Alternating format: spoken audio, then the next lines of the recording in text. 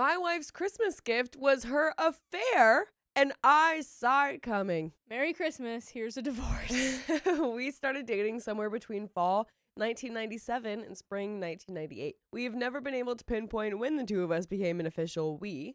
I definitely kissed her in 97, but we were pretty loose for a while. We'd go out on dates with each other, then other people, then back together. By summer, there was definitely an us. By the way, this comes from Mr. Anonymous 1978, and if you want to submit your own stories, go to the r/OKStorytime subreddit. And I'm Angie. I'm Carly. And we're here to give good advice goofily, but we don't have all the answers. We're just going to guess what we would do in this situation, but let us know what you would do in the comments. So, OP says, she got an apartment across the parking lot from mine in fall 98, and because one of the butt clowns I was friends with wouldn't move out, I basically moved in with her that fall. My clothes and bed were still at my apartment, but I slept every night at hers. We were happy. By fall 2001, I asked her to marry me, and we married in 2002. We had our first child in 2007 and his brother in 2011. We had been in a happy, committed relationship for 21 years, coming in on 17 married. We were realists. Marriage is never perfect. It has its highs and lows. We're both musicians and have always equated marriage to a good piece of music, with its forte moments, high, ruckus, and its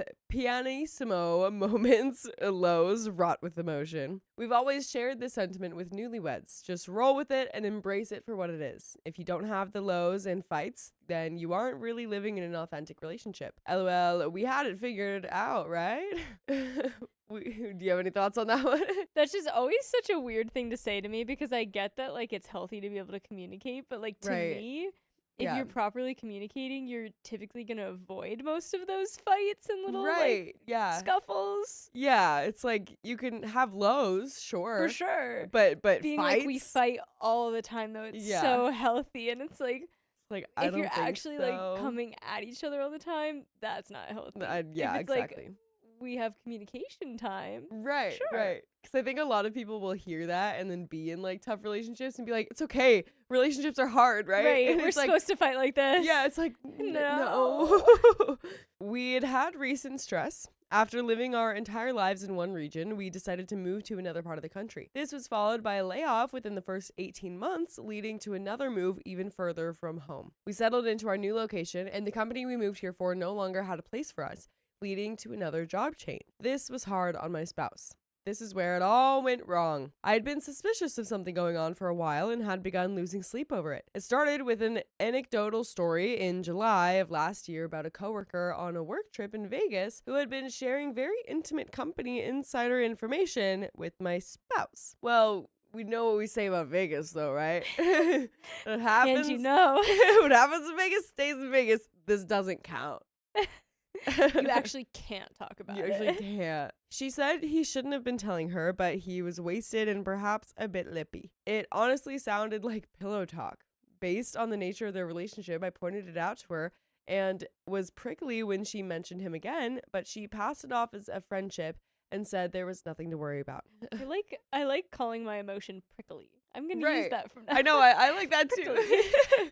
Then, as fall rolled around, there was more and more tells that something was off. Change in grooming habits, some new fancy underwear, and other little signs. The biggest was one night while we were having spicy sleep when she began to cry. I couldn't figure out what was happening. She mentioned she was going through some stuff and might act a little strange for a while, and not to take it to heart, just give her some space.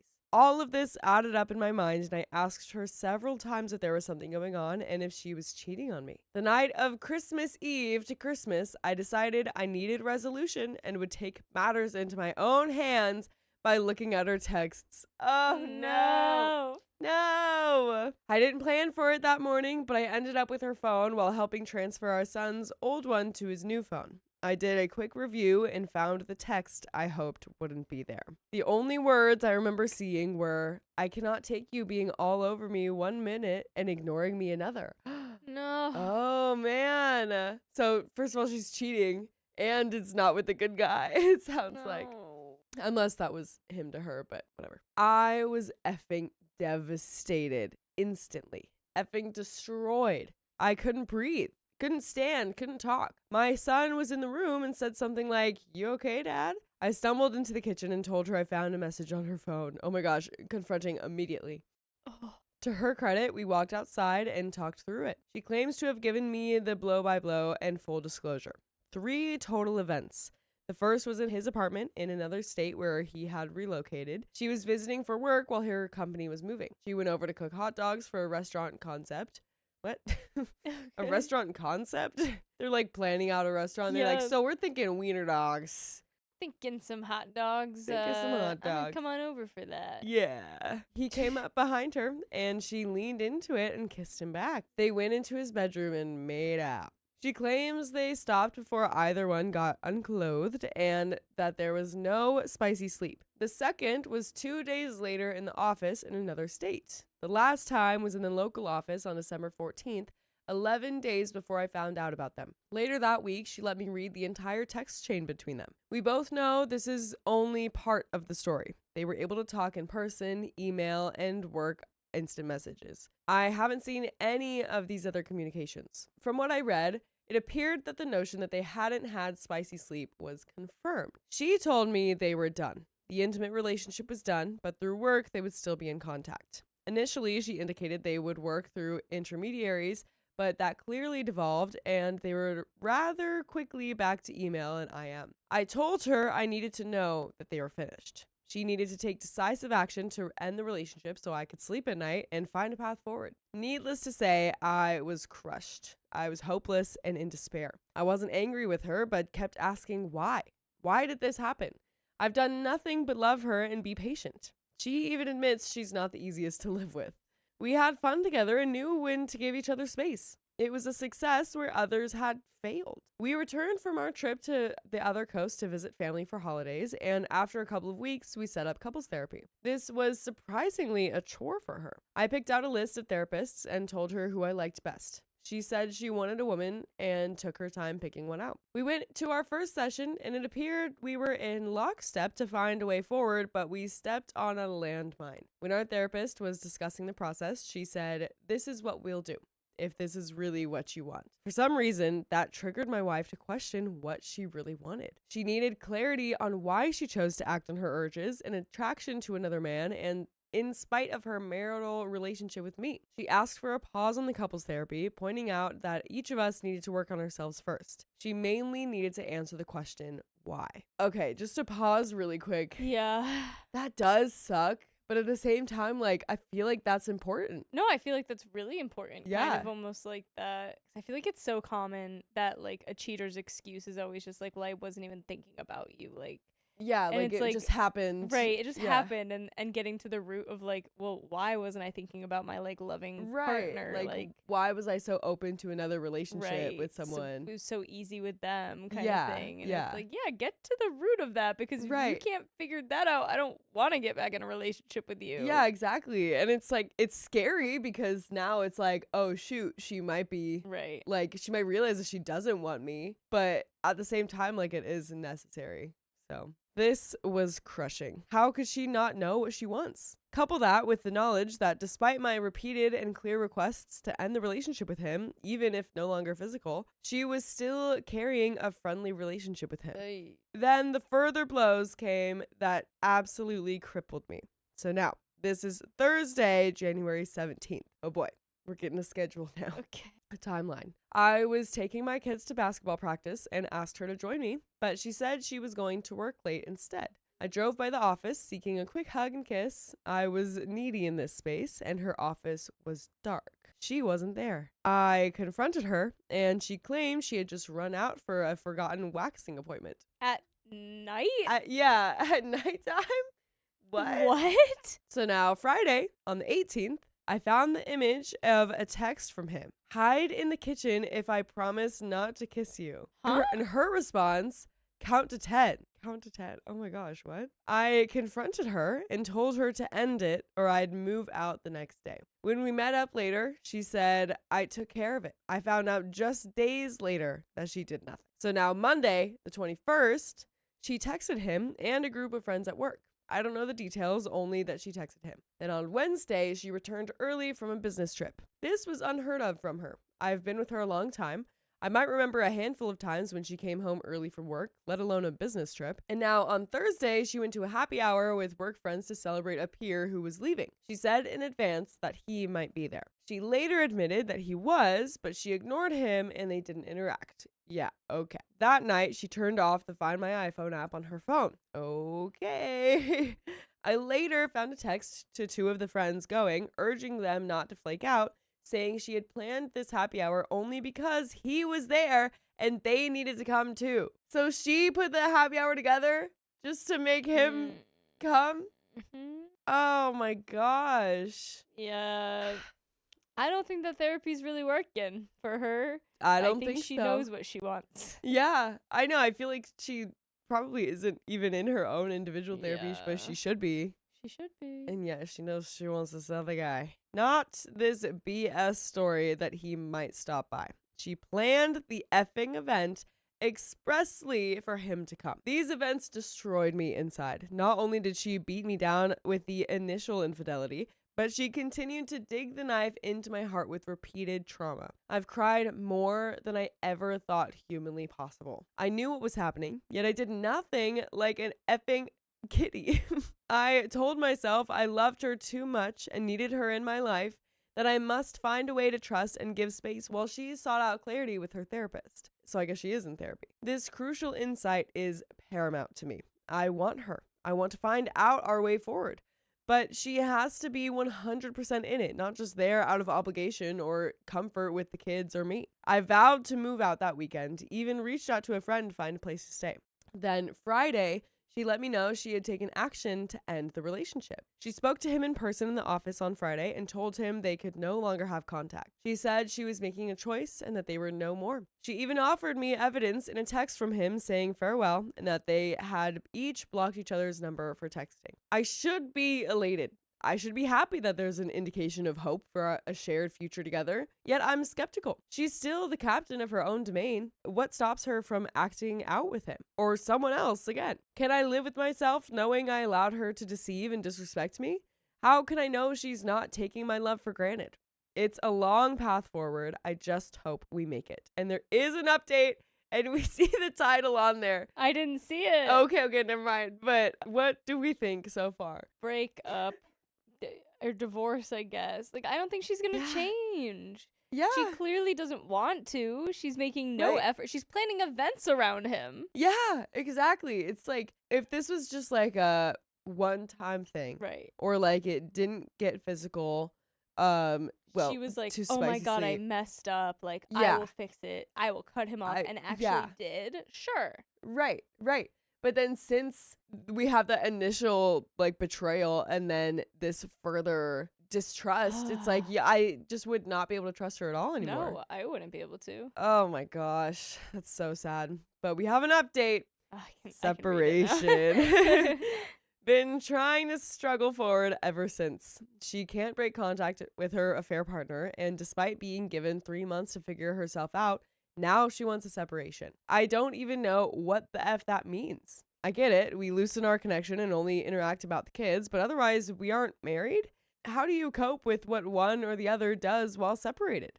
This whole concept makes me want to vomit and is really effing with my head. And we do have some comments here, but really quick, how would you cope with that? If you were married, first of all, if you were separated, I mean, what would you do? I think it'd be really tough to get over that initial point of like, she's probably gonna date this guy. Yeah. Like, you might have to see him. I think setting good like boundaries and ground rules over like potential new partners with both each other and like the kids around. Yeah. Figuring out how you're gonna like talk to the kids about that. Right. I know, because they're so young right now. They're only like 7 or something. Yeah. I know, that just seems so hard. Like, I feel like if that's what you want, then maybe just go straight to divorce. Maybe you don't need to be separated yet, you know? Or like you said separation. You don't need to be separated. Yeah, you can just go straight to divorce. But whatever works for you. But we do have some comments and a bit more to the story. One comment says, full disclosure here, I was the cheater in my marriage. My wife and I have been working on a reconciliation for 4.5 years. I'm not going to defend your wife. It does mess with your head, and I'm sorry you're dealing with this. First, don't believe any excuses your wife gives you about the affair. Cheaters rewrite marital history to justify what they do. They compartmentalize guilt by making you the bad guy, which justifies their choices. Realize that you were in the same relationship, but you didn't cheat. That's actually such a good point. Yeah. So, because so many stories that we've read do say something like that. Like, yeah, they were cheating, but like they said that this is how they felt in this relationship, like the relation, Right. But it's like, yeah, I was in the relationship too, and I didn't cheat. Like, yeah, even though it was bad for me too. Yeah, cheating isn't caused by relationship problems. It comes down to bad boundaries and choices made by the cheater. Nothing you did caused her to cheat. She chose to cheat. Notice that until you discovered it, you were in the dark about her excuses. After D-Day, Waywards spout things about what was wrong with you and the relationship. This is blame shifting. It distracts you from the real culprit, the wayward themselves. Stop believing what they say and start questioning it. When you do that, they have to defend the lies. Tell them things like, why didn't you come and talk to me? They'll have to face the truth that they didn't come to you before and made this decision all by themselves.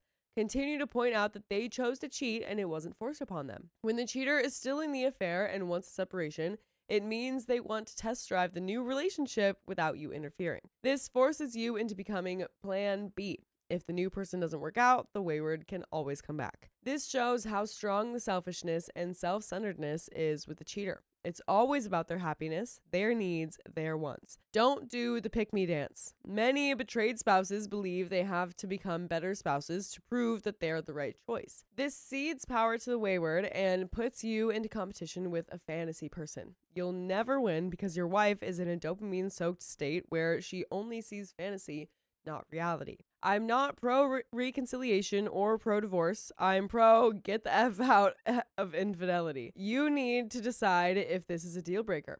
Is the affair a deal breaker? Is the fact that she's still in contact with the affair partner a deal breaker? Is the fact that she wants to separate a deal breaker? If any of this is a deal breaker, you need to take strong steps. Find a good lawyer and get information on what divorce will look like. Knowledge is power. Just because you see a lawyer doesn't mean you will divorce, but you need to plan for the worst case. Have them draw up divorce papers. Yes, it costs money, but better safe than sorry. This shows your wife you aren't playing games anymore. She either gets out of the affair or the marriage is over. Hang in there and take care of yourself. And we do have an update, but that was a great comment. That was a great comment. Yeah. Just putting into perspective, like, it's never the person who gets cheated on's fault. Never. Like, no matter what they want to say about it. Absolutely not. And yeah, I mean, it's good questions to ask yourself. I feel like OP knows his answer to all of these. Oh. But yeah, that commenter is from a cheater who definitely went to therapy. Right, which is crazy because that's like, yeah, that the fact that that's coming from the cheating half of it. Yeah. And you have that much insight now. Right. And then comparing it to your wife and how she's acting Right. towards all of this versus this guy. Wow. Straight from the minds of a cheater. I know. But we do have an update. Update number 2. Caught wife of 18 years cheating. I posted on here about a month after D-Day, heartbroken and traumatized, but hopeful that we would find a path moving forward together. Despite the actions, I was understanding and wanted it to work. I, in many ways, forgave her. Responses to the post were unanimously to end it and head for the hills. There was no recovery. I remember how disheartening this was. I just wanted hope and encouragement. People were saying I was doing the pick-me dance. You know what? They're not wrong. She continued the affair, and despite thousands of dollars spent on therapy, she kept the relationship alive. And now, after 2 years of heartbreak and a year of separation, we're getting divorced. Oh, wow. A year of separation. Oh, my gosh. So, folks, I hate to say it, but a cheater is always a cheater. I'm open to chatting about my experience with anyone. I'd love to be the voice of hope for you, as bleak as it may be. And you should be open to chatting about your experience after listening to full episodes of stories just like this one on Spotify, iHeartRadio, Apple Podcasts, or whatever your favorite podcast app is. Just search OK Storytime and tell us what you think.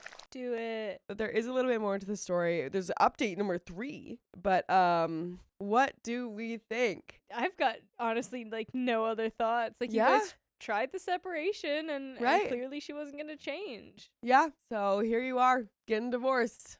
That sure does suck. I'm so sorry, OP. So sorry for sure. But I think you're setting a good example for your kids, honestly. Yeah. And it seems like, I mean, if your kids are that young, then you're probably plenty young enough to find more people. Obviously, you know, you could always find someone else at any age, but might be a little easier for you now. But hopefully you'll find someone that is much, much better for you and your children. Hope so. We do have a third update. She has not worked at the same company since last spring. Outing her to the company is not an option. I'm not informing the affair partner's spouse of what has taken place because, oh my gosh. Oh my God, they were both married? I guess so. At this point, we're divorced. Within weeks, it'll be final. And it's not worth any fallout. I'm moving on. If he wants to sort out his own marriage, that's on him. And that's the end of that story. My fiance cheated on me, and I regret taking her back. Well, you can always leave her again. It's true. My fiance, 29 female at the time, cheated on me, 30 male at the time, with her ex on my birthday. Oh my goodness. And were it not for the two amazing kids we subsequently had together, I'd question why I ever got back together with her. That hurt still lingers more than 2 decades later. By the way, this comes from Little Mint 677, and if you want to submit your own stories, go to the r/OK Storytime subreddit. I'm Carly. And I'm Angie. And we're here to give good advice goofily, but we don't have all the answers. We only know what we would do. Let us know what you would do in the comments. And OP says, quite a few years ago, I got engaged to a woman I was head over heels in love with. We'd been dating for 2 years, lived together, and our lives seemed to be heading in the same direction. I proposed on the 8th of August because the number 8 was my girlfriend's favorite number. Cute. All was seemingly good, and as far as I knew, she was as excited at the prospect of marriage as I was. We met almost 3 years earlier through a mutual friend, let's call him Bob. She was dating at the time. My band was playing with another band that Bob liked, so naturally he dragged his girlfriend along. Bob introduced me to her and said, "You two talk, I've got to go see someone." I thought she was cute, funny, and wondered why she was dating such a transparently awful guy who had a reputation for betting as many women as possible. Dang, dude. Fast forward a few months later, and I was at a club with some friends. Bob came up to me and said they'd broken up, but were still friends. She'd come to the club with him and some mutual friends, and she'd love to chat with me, but was too shy to initiate. I put aside my self-doubt, walked over, and struck up a conversation. She was wasted, but still sweet, incredibly beautiful, wickedly witty, and quite flirty. We exchanged email addresses and began talking. We shared our first kiss 6 months to the day we first met. We spent the entire weekend together and I fell head over heels in love. I wasn't to know until much later that she was confused about her feelings and slept with another former boyfriend a week after that first kiss. But that's not what this story's about. It's not? There's more?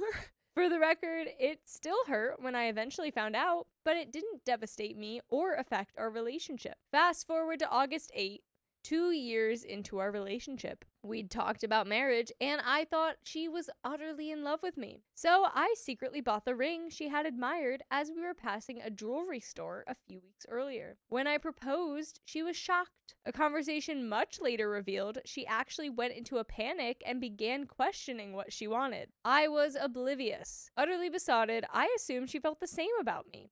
She didn't. Just over a week later, Bob's mother passed away, and he'd just found her. Ugh. I drove my fiance to his mom's house and sat in the car while she and a few university friends comforted him on the street. I saw the way she hugged him, and it made me feel uneasy. There was warmth there. I dismissed it as her just expressing empathy. After about 5 minutes, she came to the car and said I should go home. She'd get a lift back with someone else. As I drove back to our house, I felt like I'd lost something.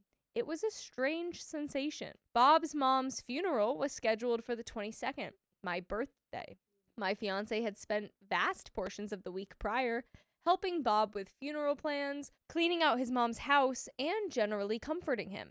She's a highly empathetic soul, and despite Bob generally being a lousy boyfriend, they still had a close friendship. so I understood. The 22nd came, and my fiance arrived home from uni early, got changed, and left for the funeral. She called afterwards and said she and her uni mates were going to Bob's place for drinks.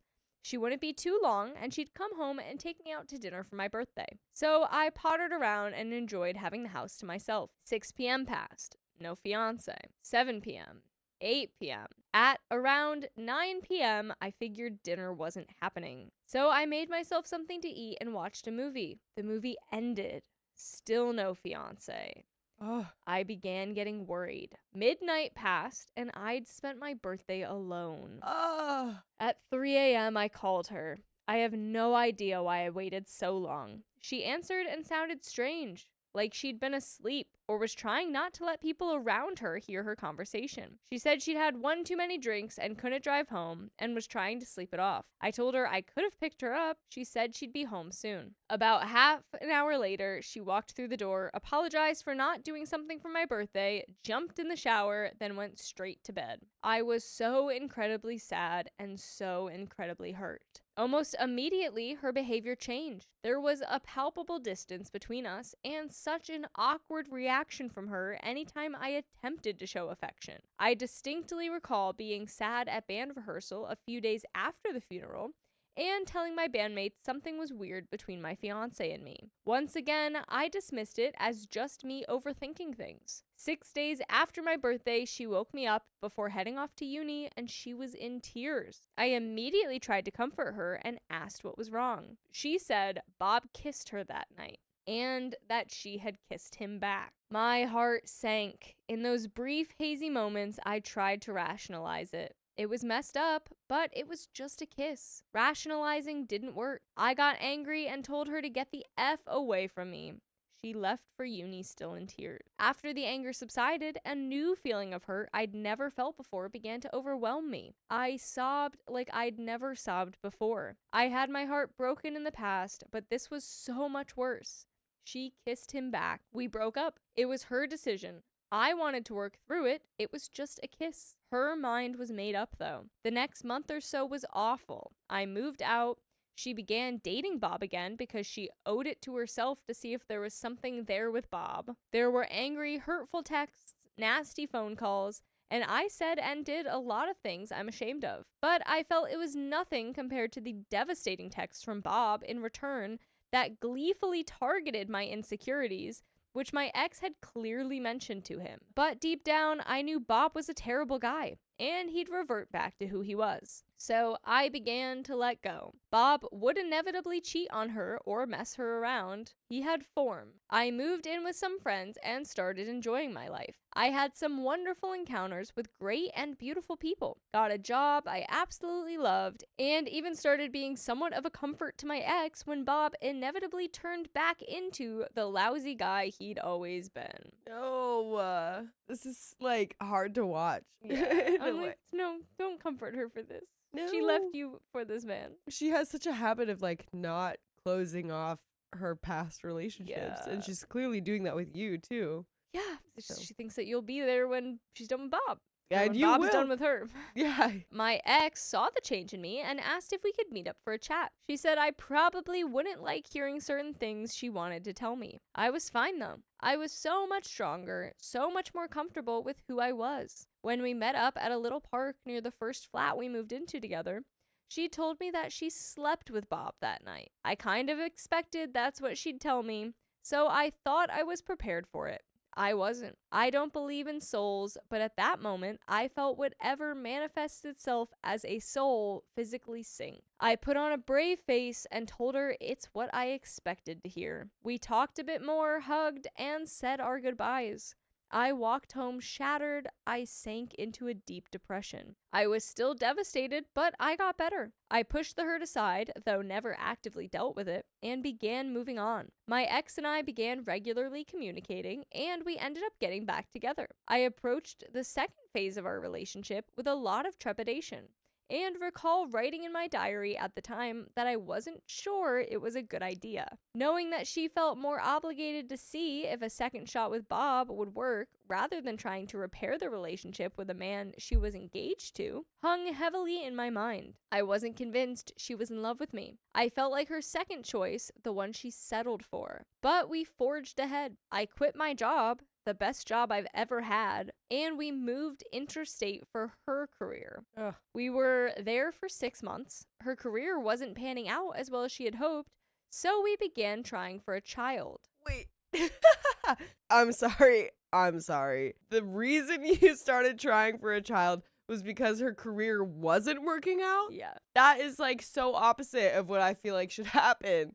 Shouldn't you want like a stable income and a good job before you have children? At least for one of you guys, I feel like. Right.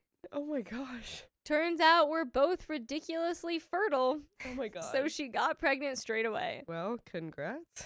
We moved back to our hometown so we could be around family for our first child. A little over a year later, our son was born. 4 years later, we had a daughter. They were and still are our world. That's also really funny. We were very fertile, got pregnant immediately. A little over a year later, we had our child. Huh? That doesn't make any sense, but I feel like it's just just a wrong explanation there, but that is funny. They were and still are our world. Nothing will ever change that. A couple of years after our second child, she became Facebook and Instagram friends with Bob. Bro. I expressed how hurtful that was and asked her to unfriend him. She told me I was being silly. Essentially, you got the girl, so what are you worried about? Yeah. He had the girl last time and you still did it. What do you mean? What is he worried about? Worried about you freaking cheating. Yeah. Or losing the girl. But she did eventually, and far more reluctantly than I would have liked. But not before sending Bob a message telling him the unfriending wasn't personal, that I was overreacting, that she still cared about him, and how he'd always have a place in her heart. Bob's response was far more respectful to my feelings than my partner's. He said he understood, and that he'd probably feel the same were the tables turned. I confronted her about it, and once again, I was made to feel like I overreacted. In hindsight, it was another nail in the coffin of our relationship. We fought on, nevertheless, trying to build our lives together as partners and parents. We had many ups and downs, separated a few times, had fleeting periods of deep adoration for each other, but ultimately it was never going to work. We began counseling last year, and at a session in February this year, I had a moment of clarity when we were asked who was more into the other person. I answered that I was definitely more into her than she was into me. She agreed without hesitation. My heart sank again, and I realized that had been the case for the majority of our relationship. A few weeks after that session, my partner told me that she didn't see a future with me. I'm grateful she did because I'm far too gutless. I didn't fight it at all. It's been 2 months and it's all still a bit raw. I've moved out and it's given me the time to reflect on our nearly quarter-of-a-century relationship. I'm still deeply hurt by being cheated on over 20 years ago. To this day, my birthday is the saddest day of the year because it reminds me of the day of Bob's mom's funeral and how lonely I felt. Knowing that my fiance was in bed with another man that night only exacerbates that loneliness and feeling of worthlessness. And there were so few birthdays after that where she made an effort to make it a special day for me. I should have walked away back then, 20 odd years ago, when I was in a better place and not convinced of her love for me. I should never have tried to rekindle what we once had. But I look at our 2 children and hate myself for thinking those thoughts. Because she is an amazing mother, and those 2 kids are our world. I couldn't imagine my life without them in it, and I really am grateful I didn't walk away back then. For them and only them. But given my time again, not knowing the 2 utterly adored kids I share with her would exist, I would walk away. By now, I'd have found love with another. With someone as into me as I am into them. And we probably would have had kids just as adored and amazing as the ones I have now. And I probably wouldn't be regularly reminded of the betrayal that's hung like a cumulonimbus above me for 2 decades. Oh, wow. I just want to say that despite appearances, I am not blameless in the demise of our relationship. And despite the overarching negativity in describing my ex, she is genuinely a good person. I'm sure she'd have things to say about things I did or didn't do that drove a wedge between us. But it's me that's been more hurt by her than she's been by me. Nevertheless, I hope she finds happiness with a new love. I just pray it's not Bob or a Bob clone. And that I find happiness in a new love long before she does. Because it would break me again if she gets there first. And we have an update. Oh my With gosh. a sad title. Oh no. But how are you feeling? I feel, first of all, I didn't realize that their relationship was 25 years long. I don't know why I didn't catch that before, but we time jumped really quickly without any warning. Yeah. That time jump is crazy. That is so long to be with this person. And yeah. I just feel so hurt for OP. I feel so bad for OP. Yeah. You're on the right track. You're fixing it because, you have the regrets and you're taking action now, but it still sucks. Like you said, though, you'll find love somewhere else. And your amazing kids that you love will obviously still get to be a part of your life. Of course. So it's almost like now you get that wonderful, hopeful new love that where you're loved back just as much as you love them. And you get these wonderful, amazing kids. Yeah, exactly. It could end up really feeling great for you. Right. It'll suck now, but there's still hope for that future that you want. Yeah. Update. Just when I was starting to feel a bit better, she destroys me again. No! I just got back onto Instagram and was trying to find some old friends to follow. My ex and I have some mutual friends, was only looking for friends from my circle, would never follow her friend. So I went to her followers and I noticed Bob was following her. Naturally, I checked if she was following him back, and yep, she was. My heart sank. It's been 2 months since we separated. I will say, I fully expected this though. I think we all knew she was going to follow Bob. Yeah, I'm not that surprised. Now that you guys are separated, it's I feel like, not that it's the nice thing to do, but she doesn't really have that boundary of not following Bob for your sake. Yeah, exactly. Because you guys aren't together. So she's just gonna be like, well, I guess I can do that now. yeah, I'm free. Yeah. Probably I not. obviously have no idea when she reconnected him, but either way, it breaks my heart. It's like she couldn't wait to end things with me so she could get back in touch with the one guy she knew I had a problem with. Or worse, reconnected with him while we were still together. By the way, you can always come together with us to watch full episodes of stories just like this. Go to Spotify, Apple Podcasts, iHeartRadio, your favorite podcast app, search up OK Storytime. Got a little bit left. Yep. Yeah, dude. Distance yourself as much as you can. I know that obviously you guys have kids together. Right. So it's going to be really hard to just be like, I'm not going to talk to you anymore. Exactly. But unfortunately, you guys are not together anymore. So I feel like it's time to not really concern yourself with Bob or her. Yeah, I agree. The guy she slept with on my birthday back in 2003. The guy who was responsible for the darkest hours of my life. The guy she chose over her fiance because she owed it to herself to see if it could work with Bob. The guy who perpetually made me feel like her second choice. Made me feel like the one she settled for when Bob turned into the same crap bloke he always was. The amount of disrespect and insensitivity she's showing is mind-blowing. The fact she absolutely knows how much this would hurt me indicates she honestly doesn't give a crap about anyone but herself. In my previous post, several people mentioned she wasn't a good person. To you people, you were right. And that's the end of that.